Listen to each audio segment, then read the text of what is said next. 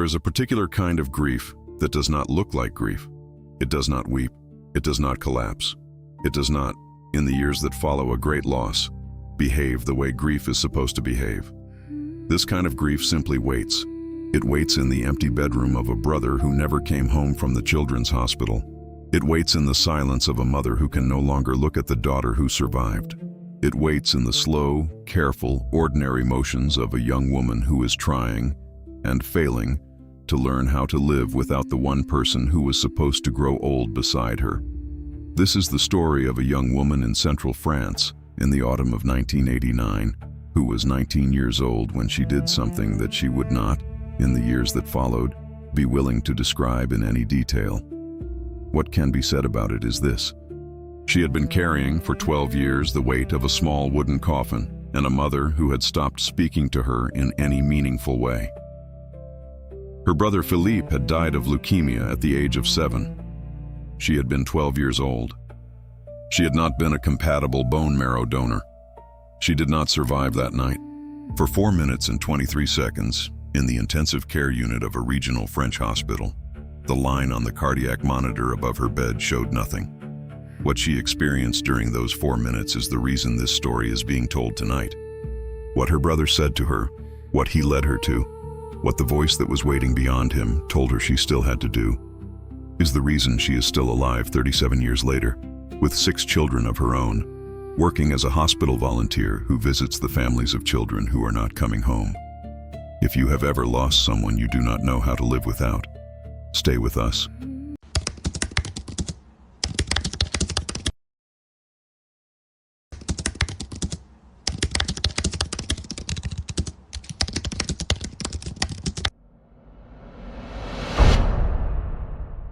He was 5 years younger than her. She had been the only child for the first 5 years of her life. Then he had arrived, small, loud, with a thatch of dark hair that stood straight up on the top of his head no matter how many times their mother tried to comb it down. And she had become an older sister. She had not asked to become an older sister. She had loved him anyway. They lived in a small village in the wine country of central France. Their father grew grapes. Their mother kept the books for the family vineyard and for 2 of the neighboring vineyards.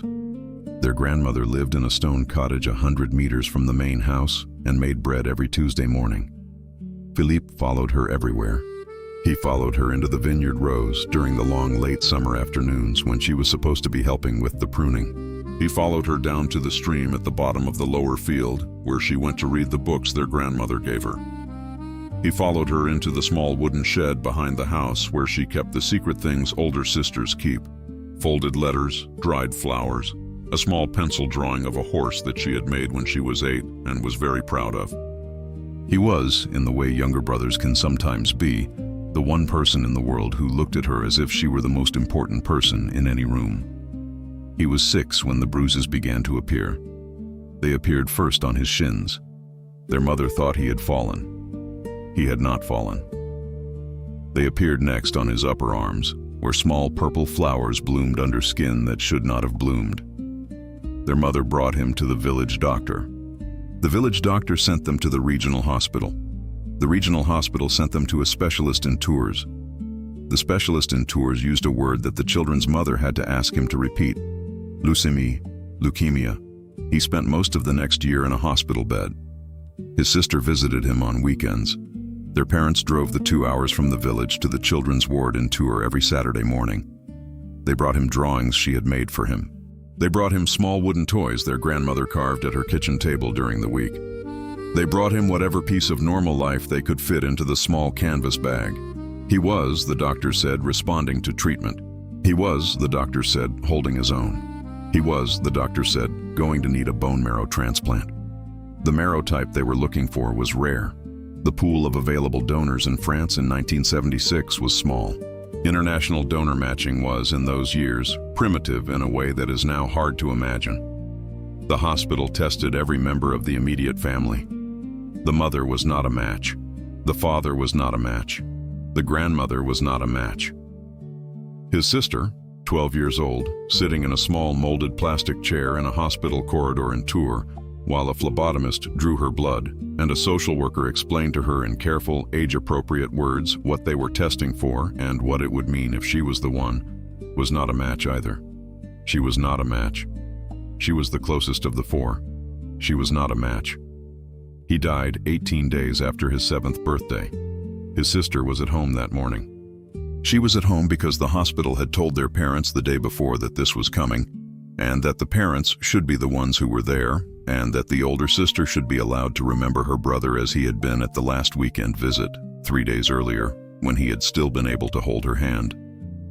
She had been holding his hand.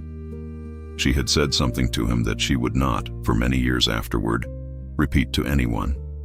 She had said, "I will see you again." He had said yes, he had said, "I know." Her mother did not speak to her for almost a week after the funeral. This was not, the older sister would later understand, a punishment. It was not, in the language of family conflict, a deliberate withholding. Her mother had simply lost the ability to speak to her, to anyone, for those first days, and her grief had gone to a place where words could not yet follow it. The words came back, some of them, most of them, eventually. But there was a quality to the way her mother spoke to her in the years that followed Philippe's death, that the sister would not, until a doctor in a regional French hospital told her so, 12 years later, be able to put into clinical language. Her mother could not look at her without thinking of the brother she had not been able to save. Her mother did not say this. Her mother would have, if asked, denied it. Her mother loved her. Her mother loved her in the way mothers love children they have brought home from the hospital and held in the night and watched grow into people they recognize. There was no day when her mother stopped loving her. There was simply a day, somewhere in the months following the funeral, when her mother could not look directly at her without something inside her flinching away. The older sister felt this. She felt it the way children feel the temperature of a room. She felt it at 12, and at 13, and at 14, when she came home from her first day of secondary school and tried to tell her mother about the new chemistry teacher, and could see her mother's eyes go somewhere else halfway through the story. She felt it at 15, when she fell off her bicycle and broke her wrist, and her mother drove her to the same regional hospital where Philippe had spent so many of his last weeks, and her mother could not, on the way, speak. She felt it at 17, when she received her first kiss from a boy named Antoine, who worked at the boulangerie in the next village, and she could not tell her mother about it because she could not, by then, remember how to bring small pieces of her own life across the gap that had opened between them. She felt it. She did not name it. She did not, at any point in those 12 years, fully understand what it was she was feeling. She finished school. She moved at 18 to a slightly larger town 40 kilometers from her parents' vineyard, where she had been accepted to a small tourism program at the regional college. She rented a single small room above a pharmacy. She worked weekends as a waitress at a cafe 2 streets from her room. She did not go home often. When she did go home, the visits were short, and her mother was kind, and her father was busy with the harvest, and the empty chair at the kitchen table where Philippe had once sat had been replaced, at some point in the years she had been away, by a small ceramic vase that her mother kept fresh flowers in. The vase was always full. Her mother changed the flowers every week. Her mother had not, at any point in 12 years, been able to throw away the small wooden chair that had once held a 7-year-old boy. She had simply, quietly, without telling anyone, moved it to a corner of the kitchen and replaced it with the vase. The autumn of 1989 was a hard autumn. The harvest was poor. Her father was distracted and tired. Her mother had been ill in the spring and had not, in the months since, recovered her usual energy. There were money worries that the parents did not discuss with her, but that she could read in the way her father shrugged off her offers to come home and help. She came home for a weekend in early October. She slept in her old bedroom. She did not, that weekend, speak with her mother in any way that could be called speaking. They spoke about the harvest. They spoke about the weather. They spoke about a cousin in Lyon who had recently divorced. They did not speak about Philippe. They had not, in 12 years, spoken about Philippe. She left on Sunday afternoon. She drove the 40 kilometers back to her room above the pharmacy. She did not sleep that night. She did not sleep the night after. By Wednesday, she had stopped going to her classes. By Friday, she had decided what she was going to do. The decision did not feel, to her, the way decisions are supposed to feel. It did not feel like a choice. It did not feel like a plan. It felt, she would later try to explain to a kind older woman in a different hospital, 10 years afterward, like a tide that had been coming in for 12 years and had finally reached her door. She did not write a note. She did not, in the days leading up to that Friday evening, do anything she would later be able to identify as a warning sign. She bought groceries on Tuesday. She paid her rent on Wednesday. She returned a library book on Thursday. She told her supervisor at the cafe that she was unwell and would not be in for the weekend. On Friday evening, she drove the 40 kilometers back to her parents' vineyard. Her parents were not home. They were attending the wedding of a second cousin in a village an hour and a half away. They had told her about it on the phone the previous week, and she had told them she would not be able to make it because of work, and her mother had said, kindly, the way her mother sometimes still could, that she understood. Her mother had said, "We will miss you. Drive safely." She let herself in with the key her parents kept under the third stone of the front step. She did not turn on the lights in the kitchen. She walked through the kitchen and down the small hallway to her parents' bedroom and into the small attached bathroom. What she did in that small bathroom is not something this story will describe in any detail. It was the act of a young woman who had been carrying for 12 years, a weight that no 19-year-old should be expected to carry alone.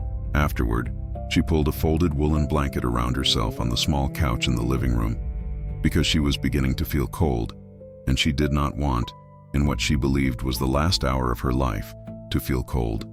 She did not cry. She did not. And this is the part of the story she would later have the most difficulty describing: feel afraid. She felt instead a kind of slow, heavy peace, like a tide finally reaching its shore. She closed her eyes. Her parents found her at 11 minutes past midnight. Her mother had, for reasons she would not, in later years, ever fully be able to explain, asked her father to leave the wedding early. She had said, in the car on the way home, that she had a feeling she could not name, a feeling that something was not right. Her father, who had been married to her mother for 23 years, did not argue with feelings she could not name. They drove the hour and a half home. They walked in through the front door. They saw the lights off in the kitchen and the blanket on the couch and the daughter who was not moving. The mother began to scream. The father reached for the telephone. The ambulance arrived in 17 minutes. She was admitted to the regional hospital, the same hospital where her brother Philippe had spent so many of the last weeks of his short life. At 1 in the morning on Saturday, she was admitted with no measurable heartbeat. She was admitted in what is technically called pulseless electrical activity, and what the senior physician on duty that night, a man named Dr. Marchand, who had himself lost a son to a car accident 8 years earlier, and who had returned to emergency medicine after a sabbatical he did not discuss, with a particular kind of attention to overdose patients, recognized immediately. Dr. Marchand and his team worked on her for 26 minutes.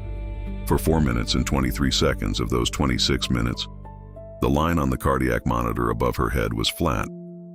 What happened to her awareness during those 4 minutes and 23 seconds is the reason this story is being told tonight. What she would tell Dr. Marchand 8 days later, when she had recovered enough to speak. What she would tell her mother, 12 years too late. What she would tell, eventually, 6 children of her own, when each of them was old enough, begins now. The first thing she became aware of was that she was looking down. She was looking down at a small intensive care unit in a regional hospital in central France. She was looking at the bed in the center of the room, which contained a young woman with dark hair and pale skin, around whom 4 medical professionals were moving with the focused urgency of people who were trying very hard to bring a life back from somewhere it should not have been allowed to go. The young woman in the bed was her. She recognized the face. She did not, for several long seconds, recognize that she was the one who had left it. She rose up further. She rose through the ceiling of the intensive care unit and through the floor of the ward above and up through the upper floors of the hospital. And the moment she emerged through the roof of the hospital itself, she became aware that she was no longer in the hospital at all. She was in a tunnel. The tunnel was dark at the entrance. It was not, she would later say, the kind of darkness a person fears. It was the kind of darkness inside a cathedral at night, the kind that holds you, that knows you, that has been waiting for you. She moved forward through the tunnel. The tunnel began, as she moved, to grow lighter. There were figures along the walls of the tunnel. She saw them on both sides of her as she moved. They were the deceased members of her family, the grandfather she had known briefly as a small girl, the great-aunt who had lived in Marseille, the uncle on her father's side who had died in a farming accident before she was born. And they were, in a way she would later have great difficulty putting into words, laughing at her. They were laughing the way people laugh at the end of a long day when something silly happens at last, and the tension finally breaks. They were laughing the way an older sibling laughs at a younger sibling who has tried and failed to do something the younger sibling was not yet ready to do. They were not cruel, they were not mocking. They were laughing in the way of people who knew something she did not yet know, and who were, in their laughter, trying to tell her. She understood, looking back on it later, what they were trying to tell her. They were trying to tell her, "Not yet. You are too early. You will see what we mean." She reached the end of the tunnel. There was a light at the end of it. The light was very bright. It was very white. It was somehow soft and warm at the same time, the way only certain kinds of light can be.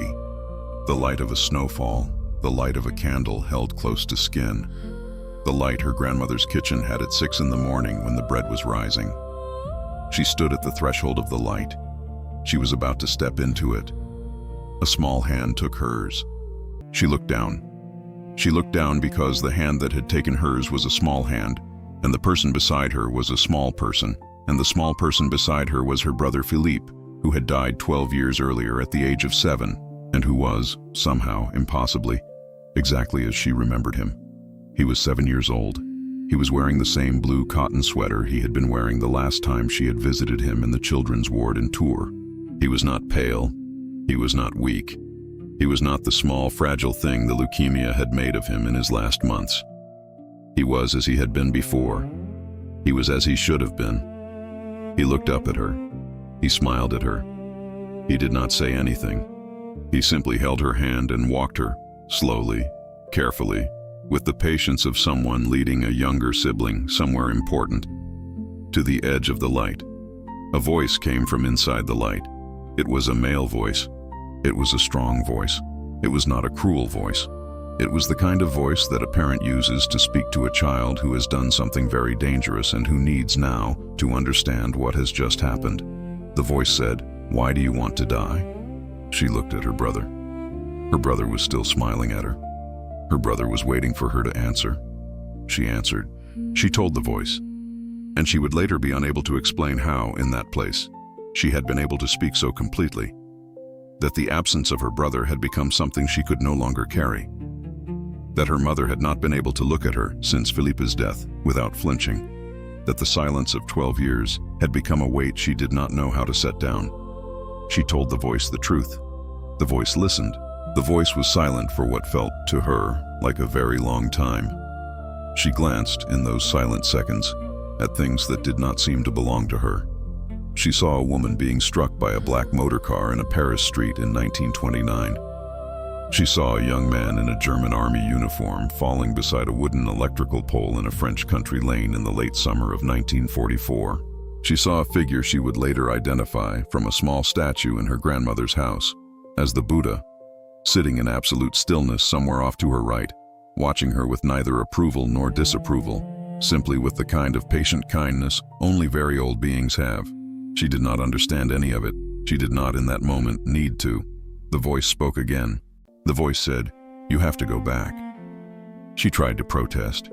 She did not, in that place, have a body to protest with. But the protest came out of her anyway, the way protests come out of a child who is being asked to leave a place they desperately want to stay. She did not want to go back. She now understood, fully, completely, in a way she had never understood anything before. What was waiting for her on the other side of that light? It was love. It was a kind of love that did not exist in the world she had come from. It was a kind of love that did not ask anything of her. It was a kind of love that did not flinch when it looked at her.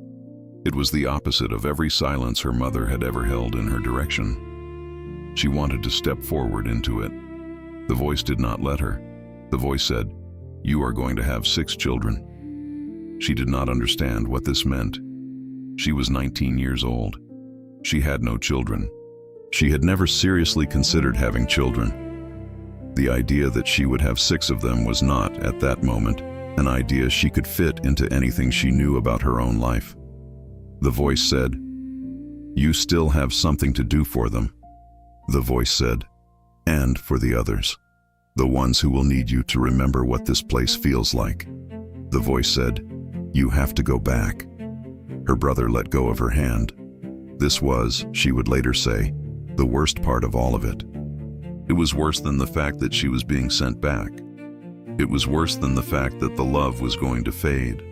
It was worse than the certainty, and there was certainty in that place, of a kind that she had never experienced in her ordinary life, that she was going to have to live now, the rest of her life, with the memory of the moment her brother had let go. He smiled at her one more time.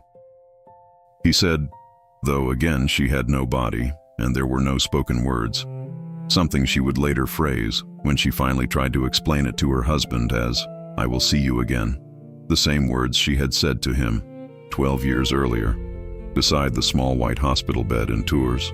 She fell. She did not fall slowly. She did not, as she had heard people sometimes describe NDE returns, fade gradually back into her body. She fell, abruptly, violently, as if pulled by the back of her neck, through the top of her own head, back into the body in the regional hospital bed in central France. The body was heavy. The body was painful. The body was a place she did not, in the first seconds of being back in it, want to be in at all. She opened her eyes. She was in the intensive care unit. The fluorescent lights above her were bright and unkind. There was a tube down her throat. There was a small woman in surgical scrubs leaning over her with an expression of cautious, wary relief. The small woman in scrubs said something quietly to the doctor beside her. The doctor came around to the head of the bed and looked into her eyes. The doctor was Dr. Marchand. Dr. Marchand had been a physician for 28 years. He had pronounced more than 300 patients dead in his career, with a clinical detachment that was by then simply professional habit. He looked into her eyes. He said quietly, in French, "Welcome back." She began to cry. She cried for a very long time. She did not cry because she was glad to be alive. She cried, and she would not be able to explain this to anyone for many years afterward, because she did not want to be back, and because she now had to be, and because her brother had let go of her hand. Dr. Marchand sat down in the molded plastic chair beside her bed. He did not say anything. He waited. He waited for 45 minutes while she cried, holding the back of her hand the way doctors do not usually hold the backs of their patients' hands. When she could finally speak, she said, in a voice ragged from the breathing tube and from 12 years of held silence, the only thing that fit. She said, "He was waiting for me. He told me to come back." Dr. Marchand had heard, in his 28 years of practice, many things from many patients on the other side of resuscitation. He had not, before that night, heard anything quite like this. He nodded. He said very quietly, "Tell me." She told him. The other doctors at the regional hospital, when they were no longer her direct medical team, did not believe her. They were polite about it. They were professional about it. They said the things doctors say to patients who have come back from cardiac arrest with stories they cannot fit into the medical literature. That the brain, in oxygen deprivation, generates vivid hallucinations. That the experience felt real to her, but was not real. That she would, in time, with appropriate care, come to understand what had happened in clinical terms. She was admitted to a psychiatric facility in the regional capital. She stayed for 3 months. She did not, during those 3 months, speak about her brother again. She learned, quickly, the way people in psychiatric facilities learn things. That there were certain stories you did not tell, and certain experiences you did not describe, and certain pieces of the truth that were not allowed to stay in your medical chart if you wanted to be released. She left the facility in February of 1990. She did not speak about Philippe again, to anyone in any meaningful way, for almost 11 years. She returned to the small town above the pharmacy. She finished her tourism program. She got a job at a regional tourism office, where she answered phones and arranged guided tours of the local chateau and helped lost American travelers find restaurants in towns they could not pronounce. She met a man. His name does not need to be said. He was kind. He was patient. He had a quiet way of listening that reminded her, very faintly, of Dr. Marchand. They were married in 1996 in the small village church where her brother had been baptized 26 years earlier. She told him, on the third year of their marriage, what had happened in 1989. She told him about Philippe. She told him about the tunnel. She told him about the voice that had said she would have 6 children. He listened. He held her hand. He did not say what the doctors had said. He said, very quietly, the words she had been waiting 12 years to hear from someone other than her brother. I believe you. They had 6 children. The first was born in 1998. The last was born in 2008. Each of them was, in his or her own way, the child Philippe had told her she would still have to come back for. She did not tell them the story until each of them was old enough. When they were old enough, 15, 16, depending on the child, she sat down with each one of them, separately, and she told them what had happened to their mother in the autumn of 1989. She told them that they were the reason she had come back. She told them, because Philippe had wanted her to, that he was waiting. She told them, because the voice had wanted her to, that they were not alone. She was diagnosed with breast cancer in 2014. She was treated. She survived. In the spring of 2015, 6 months after the conclusion of her cancer treatment, she had a stroke.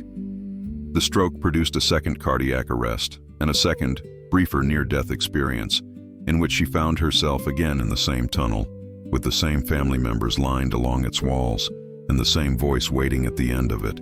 The voice said this time, not yet. The voice said, go finish what you started. She came back. She volunteered 6 months later with a regional association that visits the long-term ill in French hospitals, including the children's ward in Tours, where her brother had spent his last weeks 45 years earlier. She visits every Saturday morning the families of children who are not coming home. She does not always tell them her story. When she tells them only one part of it. She tells them, he was waiting for me. He is waiting for you. She tells them, but not yet. A 19-year-old who had been carrying alone 12 years of grief that no one in her family had been able to share with her, who had been dismissed after her return as hallucinating, who had been silenced for a decade, who would, in the years that followed, raise 6 children, survive cancer, and return to the very ward where her brother had died, to sit with other dying children and other grieving parents, was, on the other side of that light, told only one thing: you still have something to do. So here is the question worth sitting with tonight. If someone you have lost is waiting for you on the other side of a place you have not yet visited, and if the only thing they want in this moment is for you to stay where you are and to do the small, ordinary thing your life is asking of you tomorrow, could you stay? Could you, knowing what they want for you, stay one more day?